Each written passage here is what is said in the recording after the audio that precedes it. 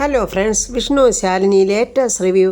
രാഘവേട്ടൻ ഇങ്ങനെ വാതക്കലിരുന്നുകൊണ്ട് ചിന്തിക്കുക, എൻ്റെ ഭഗവാനെ ഒരു കുഴപ്പവും വരുത്തല്ലേ. സത്യാമ്മ അപ്പോൾ ചായയായിട്ട് വന്നിട്ട് ചോദിക്കുന്നു, രാഘവേട്ടന് ചായ വേണ്ടല്ലോ, ഞാൻ ചായ എടുക്കാൻ പോയപ്പോൾ ചോദിച്ചപ്പോൾ വേണ്ടാന്നാണല്ലോ പറഞ്ഞത്.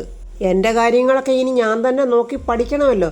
ഒരു കയ്യാളുള്ളത് അങ്ങ് പോവുകയും ചെയ്തു. രാഘവേട്ട, ഞാനൊരു കാര്യം പറയാം. നമ്മൾ ഒരാളെയും കണ്ട് ജീവിക്കരുത്.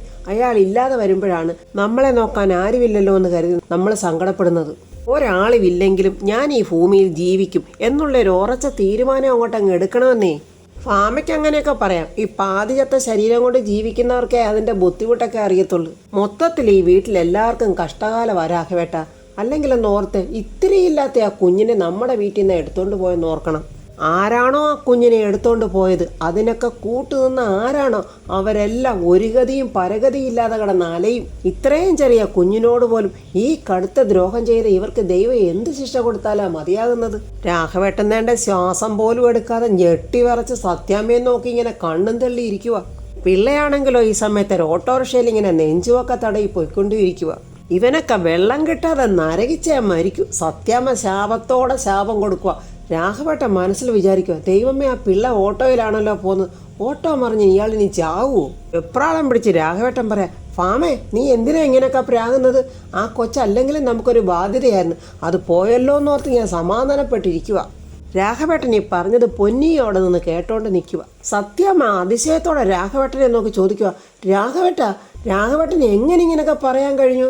ആ കുഞ്ഞ് വന്നപ്പോൾ സത്യത്തിൽ അല്പം കരച്ചിലും പിടിച്ചിലും ഒക്കെ ഉണ്ടായിരുന്നെങ്കിലും അതിൻ്റെ മുഖത്തോട്ട് നോക്കുമ്പോൾ കിട്ടുന്ന ഒരു സന്തോഷമുണ്ടല്ലോ, അത് പറഞ്ഞറിയിക്കാൻ പറ്റാത്തതാ. പക്ഷേ ഫാമേ, ആ കൊച്ചിൻ്റെ സ്വന്തക്കാർക്കൊന്നും ആ കൊച്ചിനെ കൊണ്ട് ഒരു സ്വസ്ഥതയില്ലായിരുന്നു. അങ്ങനെ ഇല്ലായിരുന്നെങ്കിൽ അവരിവിടെ കൊണ്ട് നിർത്തുമായിരുന്നു. വല്ല പിച്ചക്കാരും എടുത്തോണ്ട് പോയതായിരിക്കുമെന്നേ. വല്ല കൈ പൊള്ളിച്ചോ കണ്ണു കുത്തി പൊട്ടിച്ചോ കുറച്ചുകൂടെ വലുതാകുമ്പോഴേ തെണ്ടാനിരുത്താമല്ലോ. അങ്ങനെയും കൂടെ പറഞ്ഞത് കേട്ടപ്പോൾ സത്യാമ്മയ്ക്ക് ദേഷ്യം വരുമോ. അങ്ങനെയാണെങ്കിൽ ആ കൊണ്ടുപോയവൻ്റെ തല കിഴുത്തി വീഴും. ഞാൻ പറഞ്ഞാൽ ഫലിക്കും. എൻ്റെ നാക്ക് കരുനാക്ക. രാഘവേട്ടൻ തൂന്നങ്ങ് തുപ്പുക. എന്തിനാ രാഘവേട്ടൻ നിങ്ങൾ തുപ്പുന്നേ? ഒരു കാര്യമില്ലാത്ത കൊച്ചിന് വേണ്ടി നീ എന്തിനാ ഇങ്ങനെ കിടന്ന് പ്രാകുന്നേ? രാഘവേട്ടൻ എന്തുവായി പറയുന്നേ? നമ്മുടെ വീട്ടിൽ നിന്ന് ആ കുഞ്ഞിനെ എടുത്തോണ്ട് പോയത്. ആ കുഞ്ഞിനെ കിട്ടിയെങ്കിൽ മാത്രമേ എൻ്റെ സങ്കടം മാറത്തുള്ളൂ. സത്യാമ്മ വിടുന്ന പാടില്ല. ഇനി എനിക്ക് ഒരു നേർച്ചയോടുണ്ട്. എൻ്റെ ഭഗവതി, ഞാൻ അതുകൂടെ ചെയ്തു കഴിഞ്ഞാൽ കുഞ്ഞിനെ എവിടുന്നാണോ എടുത്തത് അവൻ ഭ്രാന്ത് തുള്ളി അവിടെ തന്നെ കൊണ്ടുവന്ന് വെക്കും. രാഘവേട്ടൻ പേടിച്ച് വിറയ്ക്കുക. സത്യാമ്മ പറയാം, ഇനി ആ ഒരു നേർച്ചയും കൂടെ എനിക്ക് നേരാനുള്ളൂ. ഫാമേ, നീ വെറുതെ ആവശ്യമില്ലാത്ത കാര്യത്തിനൊന്നും നിൽക്കല്ലേ. ആ കൊച്ചിൻ്റെ സ്വന്തക്കാർക്കില്ലാത്ത ദണ്ണം നിനക്കെന്തിനാ? അതൊന്നും നിങ്ങൾക്ക് പറഞ്ഞാൽ മനസ്സിലാകില്ല രാഘവേട്ട.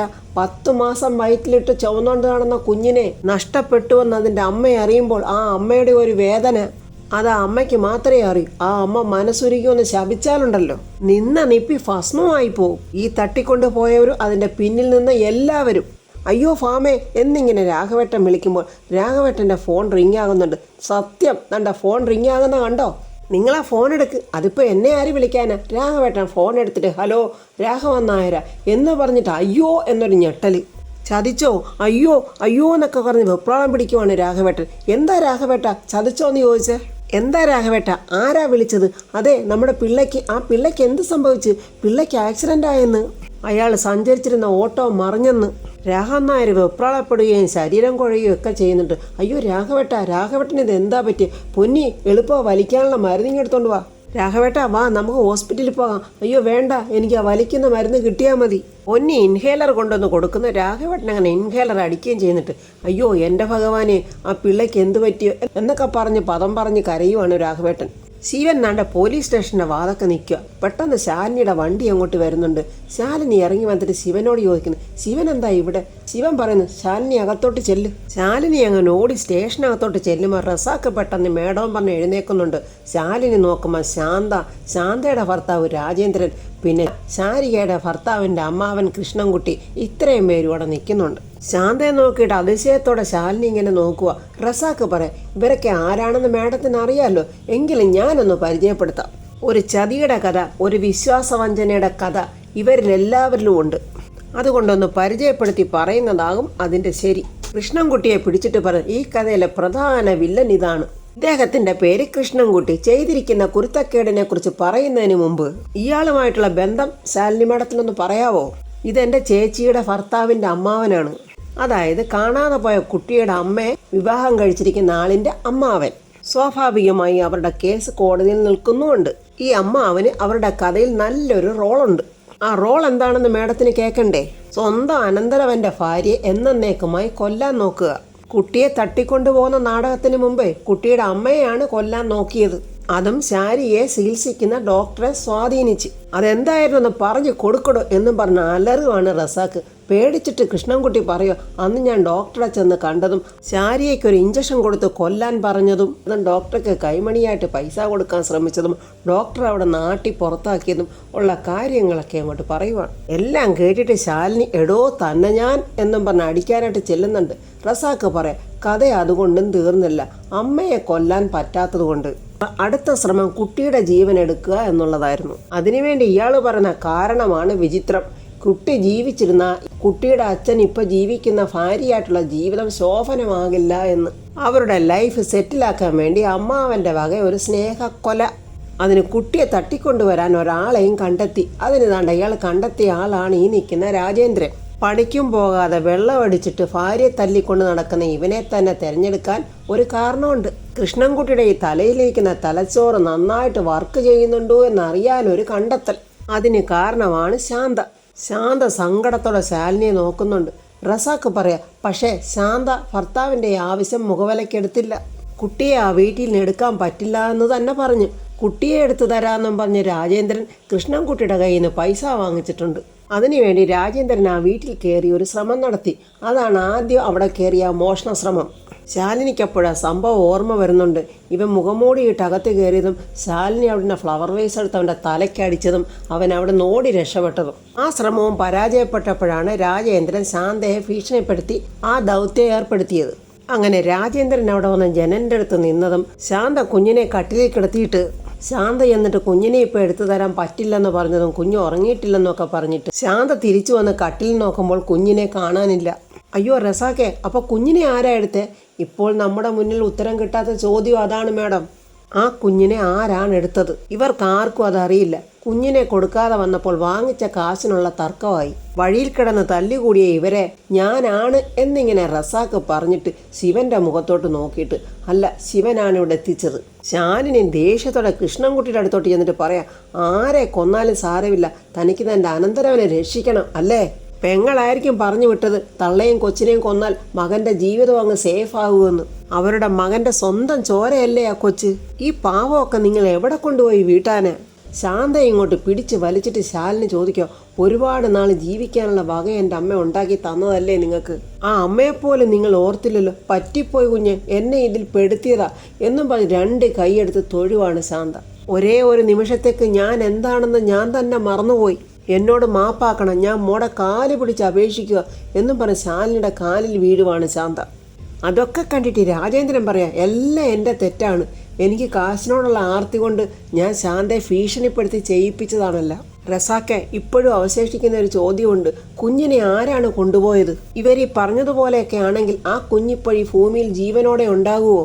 ഈ സമയം അരുണയും മൂർത്തിയും കൂടെ വീട്ടിലോട്ട് വരിക. മൂർത്തിയുടെ അച്ഛനും അമ്മയും കൂടെ സന്തോഷത്തോടെ ഓടി വരിക. മക്കളെ, കുഞ്ഞിനെ കണ്ടോ? ആൺകുട്ടിയോ പെൺകുട്ടിയോ? നിങ്ങൾ കുഞ്ഞിനെ കാണാൻ പോയെന്ന് അറിഞ്ഞപ്പം മുതൽ അച്ഛൻ എന്തോ ഒരു സന്തോഷമാണെന്നറിയാവോ? നിങ്ങളെ വിളിക്കാൻ എത്ര പ്രാവശ്യം ഫോൺ ചെയ്യാൻ എന്നോട് പറഞ്ഞെന്നറിയോ? എടി, നമ്മുടെ വീട്ടിലോട്ട് ആദ്യമായിട്ടൊരു കുഞ്ഞ് വരാൻ പോവല്ലേ. പോയിട്ട് എന്താ മക്കളെ, നിങ്ങൾ കുട്ടിയെ കണ്ടോ? കുട്ടിയെ കണ്ട്, ഒരു മോള, നല്ലൊരു കുട്ടിയാ, മിടുക്കിയാച്ചാ. 2-3 മാസം പ്രായമേ ഉണ്ടാവും. ഇനി കൂടുതൽ ഡീറ്റെയിൽസ് അച്ഛാ ഞാൻ പറയണമെന്നുണ്ടെങ്കിൽ കുട്ടിയുടെ അമ്മയല്ലേ നിൽക്കുന്നത്, അമ്മ പറയും. അരുണ പറയാം, നല്ല ഓമനത്തുള്ള കുഞ്ഞാമ്മേ, പെട്ടെന്ന് ആരോടും അടുക്കുന്ന പ്രകൃതവാ. ഞങ്ങളിങ്ങോട്ട് പോരുന്നത് വരെ ഞങ്ങളുടെ കൈ തന്നെ ഉണ്ടായിരുന്നു. മൂർത്തി പറയാം, സ്നേഹമുള്ള കുഞ്ഞാച്ച, കൊടുത്തിട്ട് പോരാനും തോന്നിയില്ല. എന്നാ മോനെ, കുഞ്ഞിനെ കൂടെ ഇനി കൊണ്ടുപോരാൻ പറ്റില്ലായിരുന്നോ? അങ്ങനെ പറ്റില്ലച്ചാ, കുറേ അധികം ഫോർമാലിറ്റീസ് ഉണ്ട് ഇനി അതിന്. ഈ വിവരമൊക്കെ അറിഞ്ഞിട്ടാണോ എന്തോ മൂർത്തിയുടെ പെങ്ങൾ ദുർഗ ആ ദുർഭൂതം അങ്ങോട്ട് വരുന്നുണ്ട്. മൂർത്തിയുടെ അച്ഛൻ പറയാ, എനിക്ക് ആ കുഞ്ഞിനെ കാണാൻ ഞങ്ങൾ വെപ്രാളം കൊണ്ട് വയ്യ, എനിക്ക് കൊണ്ടുപോനെ എന്നിങ്ങനെ അമ്മയും പറയുക. ഇനിയും കുറച്ച് നടപടികളൊക്കെ ഉണ്ടച്ചാ, കുട്ടിയെ നമ്മൾ നന്നായിട്ട് നോക്കുവോ എന്നുള്ള ഉറപ്പുകളൊക്കെ അവർക്ക് വേണമല്ലോ. ഈ കുട്ടി ഇങ്ങോട്ട് വന്നു കഴിയുമ്പോൾ ഈ വീട്ടിലെ എല്ലാ സങ്കടങ്ങളും മാറും, എനിക്ക് ഉറപ്പുണ്ട്. ഇങ്ങനെ മൂർത്തിയുടെ അച്ഛൻ സന്തോഷത്തോടെ പറയുമ്പോൾ ദാണ്ട ദുർഗ അങ്ങോട്ട് വന്നിട്ട്, എനിക്ക് ഉറപ്പില്ല, എല്ലാ കാര്യങ്ങളും അറിഞ്ഞിട്ടുള്ള വരവാ ഞാൻ, ഇതിവിടെ നടക്കില്ല, നടത്താൻ ഞാൻ സമ്മതിക്കില്ല. മൂർത്തി എഴുന്നേറ്റിട്ട് പറയാം, ചേച്ചി ഇത് ഞങ്ങളുടെ ദാമ്പത്യ ജീവിതത്തിൻ്റെ പ്രശ്നമാണ്. എന്നാണ് നിനക്ക് ദാമ്പത്യ ജീവിതം ഉണ്ടായത്? അതിനു മുമ്പ് നിനക്കൊരു ജീവിതം ഉണ്ടായിരുന്നല്ലോ, അതെന്താ നീ മറന്നുപോയോ? ഞാൻ കുട്ടിയെ അഡോപ്റ്റ് ചെയ്യുന്നതിന് ചേച്ചി എന്തിനാ തർക്കിക്കുന്നത്? അത് നിന്റെ കുട്ടി അല്ലാത്തതുകൊണ്ട് ഒരന്യ കുട്ടി ഈ വീട്ടിൽ വന്നു കയറാൻ ഞാൻ സമ്മതിക്കില്ല. അരുണ പറയാം, ചേച്ചി ഇത് പിടിവാശിയായി, ഇവിടെ എന്തും ചേച്ചി പറയുന്നത് നടക്കുമെന്നുള്ള പിടിവാശി. അതെ, പിടിവാശി തന്നെയാ. ഈ വീട്ടിൽ ആ പിടിവാശി കാണിക്കാനുള്ള അധികാരം എനിക്കുണ്ട്. അങ്ങനെ ഇല്ലെന്ന് എൻ്റെ അച്ഛൻ പറയട്ടെ. അങ്ങനെയാണെങ്കിൽ ഞാൻ ഒരു പ്രശ്നത്തിന് നിൽക്കാതെ പിന്മാറാം. പക്ഷെ അത് അച്ഛൻ പറയണം. മോളെ ദുർഗേ, ഈ വീട് അന്യം നിന്ന് പോകാൻ നീ ആഗ്രഹിക്കുന്നുണ്ടോ? അതെങ്ങനെയാച്ചാ അന്യം നിന്ന് പോകുന്നത്? എൻ്റെ മകൾ നന്ദന എന്താ ഈ വീട്ടിലെ കുട്ടി തന്നെ അല്ലേ?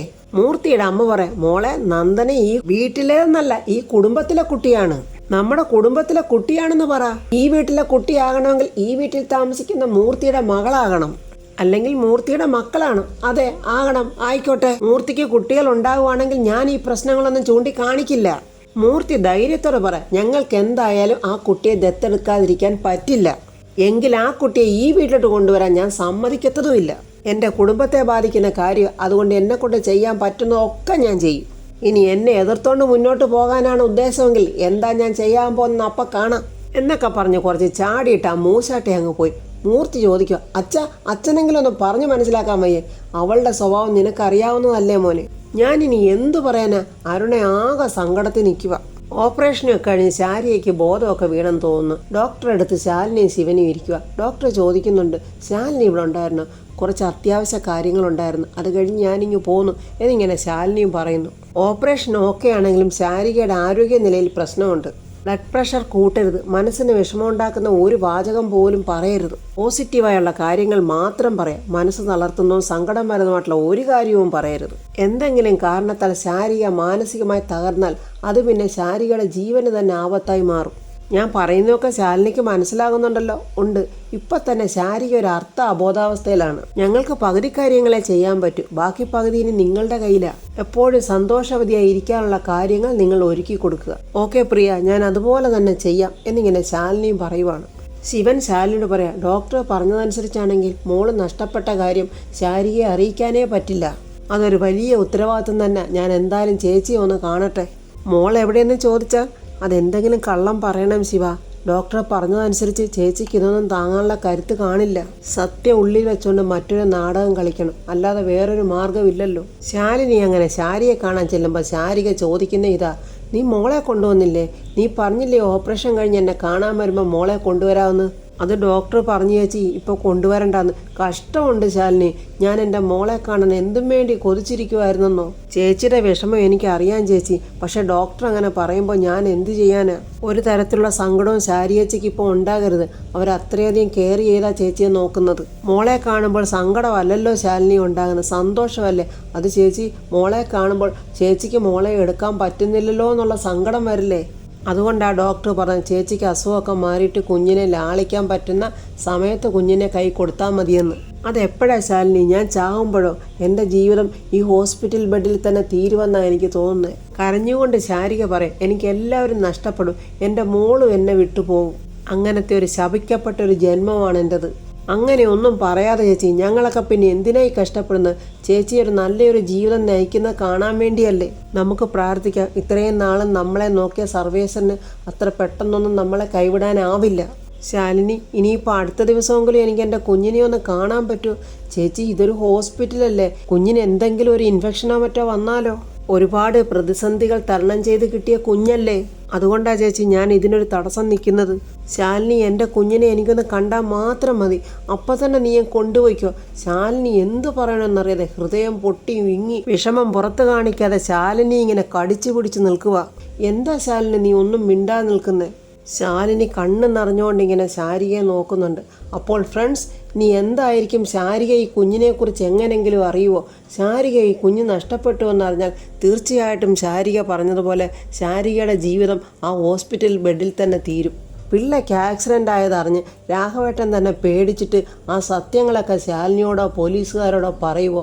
ആ പിള്ളയാണെങ്കിൽ കുഞ്ഞിനെ എവിടാണ് ഉപേക്ഷിച്ചതെന്ന് രാഘവേട്ടനോട് പോലും പറഞ്ഞില്ല. പിള്ളയ്ക്കിനി സംസാരിക്കാൻ വയ്യാത്ത എന്തെങ്കിലും ആക്സിഡൻ്റ് ആയി കാണുമോ? ഇനി എങ്ങനെയാണ് ശാലിനി ആ കുഞ്ഞിനെ കണ്ടുപിടിക്കുന്നത്? അതിനു മുമ്പ് തന്നെ അരുണയും മൂർത്തിയും ശാരികയുടെ കുഞ്ഞിനെ ദത്തെടുത്ത് കൊണ്ടുപോകുമോ? ശാലിനി എന്നെങ്കിലും ശാരികയുടെ കുഞ്ഞിനെ അരുണയുടെ കയ്യിൽ ഇരിക്കുന്നത് കണ്ടുപിടിക്കുമോ എന്നൊന്നും അറിയില്ല. അതിനെക്കുറിച്ച് അറിയാനായിട്ടൊക്കെ നമുക്ക് നാളത്തെ റിവ്യൂ കാണാം. എൻ്റെ ഈ റിവ്യൂ ഇഷ്ടപ്പെട്ട ലൈക്കും കമൻസും സബ്സ്ക്രൈബ് ചെയ്യാത്തവർ സബ്സ്ക്രൈബ് ചെയ്യണേ.